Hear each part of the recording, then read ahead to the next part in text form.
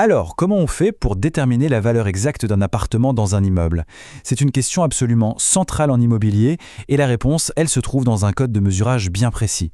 Aujourd'hui, on va décortiquer ensemble la méthode belge. C'est une compétence fondamentale pour toute personne qui s'intéresse de près ou de loin à la copropriété. Ok, voilà le programme. On va partir d'un vrai casse-tête juridique pour découvrir la parade trouvée par les professionnels, la fameuse surface intramuros. Ensuite, on verra comment on la découpe en catégories, comment elle s'intègre dans le bâtiment tout entier, et pour finir, qui est là pour garantir que tout ce système est fiable. Tout part d'un problème. Un problème qui vient de la loi elle-même. Un flou, en fait. Et c'est ce flou qui a rendu indispensable la création d'une norme technique claire pour tous les experts du terrain. Voilà, la question fondamentale. Pensez-y une seconde. Pour répartir les charges et les droits de propriété de manière équitable, il faut absolument un critère de valeur qui soit juste, objectif et surtout incontestable. Mais sur quoi on se base? Le législateur belge, il nous donne quand même une piste. Il nous dit que la valeur d'un lot, elle dépend de sa superficie nette au sol, la fameuse SNS. Ce terme, c'est donc la clé de voûte de toute l'évaluation. Et c'est là que ça coince. Vraiment. La loi nous dit « utilisez la SNS », mais elle oublie juste de nous dire ce que c'est. Elle ne la définit nulle part. C'est un vide juridique assez énorme qui crée une sacrée incertitude. Parce que franchement, comment est-ce qu'on est censé mesurer un truc que même la loi n'arrive pas à définir? Bon, face à ce flou, les professionnels, eux, ne sont pas restés les bras croisés. Ils ont développé leur propre outil, leur solution, la surface intramuros, ou SIM. C'est cette norme technique hyper précise qui vient en quelque sorte boucher le trou laissé par la loi. Alors attention, la définition est chirurgicale. Chaque mot compte.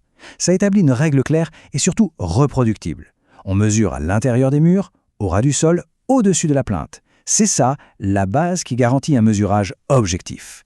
Ce schéma est très parlant. C'est le point de départ de tout. L'expert va suivre méticuleusement le contour intérieur des murs fixes, ce qui délimite vraiment l'espace privatif. C'est la toute première étape du calcul. Et là, on insiste sur la précision. C'est pas à peu près.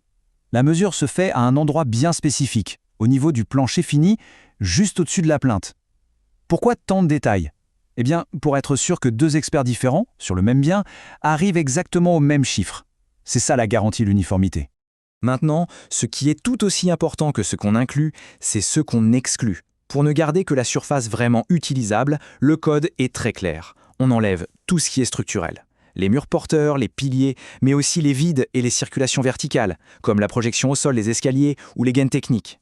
Le principe derrière tout ça est assez simple à visualiser.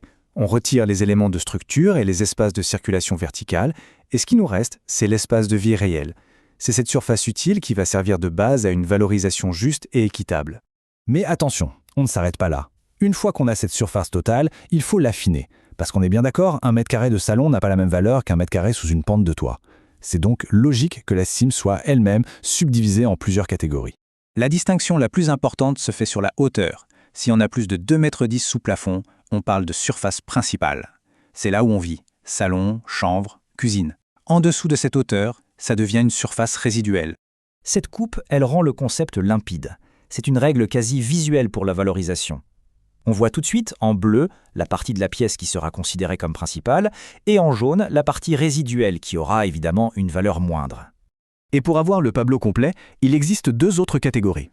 D'un côté, les surfaces accessoires comme les caves, garages ou terrasses où le critère de hauteur ne s'applique pas. De l'autre, les surfaces de service qui concernent les équipements techniques de l'immeuble. Bon, maintenant qu'on a bien disséqué ce qui se passe à l'intérieur d'un lot, on va prendre un peu de recul. On dézoome pour voir comment tout ça s'articule dans la structure globale du bâtiment. On repart donc de notre SIM, la surface intramuros. C'est notre base, la surface privative utilisable, le cœur du calcul pour la répartition des charges en copropriété. Maintenant, si on change de perspective et qu'on mesure le contour extérieur du bâtiment, revêtement de façade inclus, on obtient la surface extramuros, ou SEM. C'est l'empreinte au sol totale du bâtiment, une donnée très utile par exemple en urbanisme. Et là, ça devient très logique. Si on prend la grande surface, la SEM, et qu'on lui enlève la surface intérieure, la SIM, qu'est-ce qui reste? Eh bien l'épaisseur des murs, tout simplement. C'est la surface de construction, la SDC. Cette formule SDC égale SEM moins SIM relie mathématiquement ces trois concepts. Pour terminer, bouclons la boucle et revenons à notre problème de départ. Comment est-ce que cette norme technique arrive à se justifier face au vide laissé par la loi? Et surtout, qui est le gardien du temple? Eh bien voilà la réponse, le lien qui fait tout tenir. Dans la pratique, les professionnels ont établi une équivalence. La superficie nette au sol exigée par la loi est en fait calculée en utilisant la méthode de la surface intramuros. C'est comme ça que la norme technique vient donner un contenu concret et une justification à l'exigence légale. Et la personne qui garantit que tout ça est appliqué correctement, de manière objective et impartiale, c'est le géomètre expert. C'est son rôle. Son statut, son indépendance et sa déontologie font de lui celui qui certifie que les mesures sont justes et conformes au code, apportant ainsi une sécurité juridique indispensable à tous. On termine donc sur cette réflexion, parce qu'au-delà des chiffres et des définitions, l'enjeu est fondamental. Sans une règle du jeu claire et partagée, et sans un arbitre impartial pour la faire respecter, comment la confiance pourrait-elle exister?